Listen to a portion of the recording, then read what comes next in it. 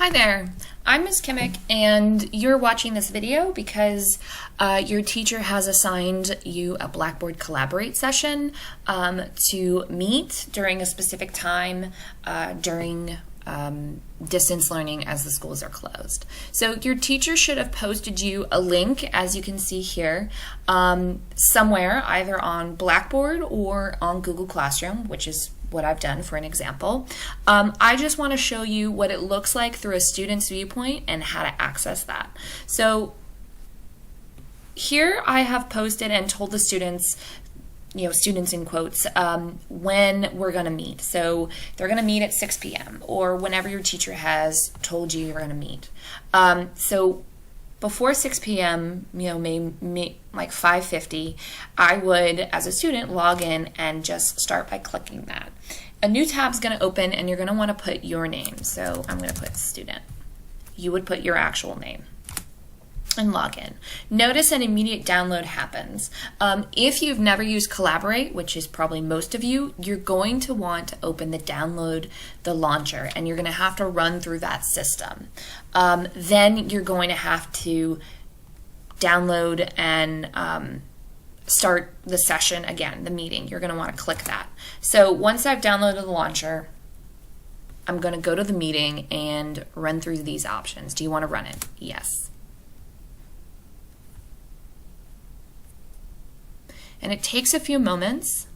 That's why you don't want to sign in immediately when it starts. You want to be a little bit early. So as a student, this is what I would see. Kind of like a PowerPoint slide, as you would have in a face-to-face classroom. Most likely you're going to see some kind of agenda. What are you doing in chat that day, or what are you going to talk about? So the first things first, and this is what you want to do when you first log in, is you want to check your microphone settings. You can do that by clicking Tools and clicking Audio and do the Audio Setup Wizard. And you want to follow through that system. So I click OK to run through that system. The most important things to notice is about the left-hand side. You can see that Ms. Kimmick currently controls the microphone. That's the teacher. And if you want to talk, or if you have a question, or if your teacher calls on you, you're going to press this talk button. So I'll press it. That's the feedback, sorry, because I'm actually got another computer here and I'm logged in as the teacher, but you wouldn't get that feedback sound. So you could just talk that way. The other thing is participants. So that's you as the student, and there's a couple of things to notice. If you have a question, you want to click this hand button, and on the teacher computer there's a little sound that pops up. Then the teacher can call on you, and you would click the talk button to talk or to answer the question. The other thing is this check mark box, and that check mark box is called the polling box. So your teacher may say, give me a green check if you're ready to move on. So you can just press that and you can see the green check down there. Or your teacher can also change this. So I'm just going to change that on the teaching side.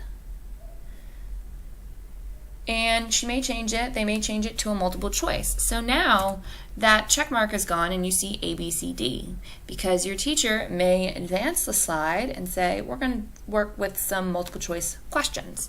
So your slide has changed and you have a question here and there's a reminder. So you just go over to A, see the drop down menu, and you put in the correct answer, which is D, mosaics, right?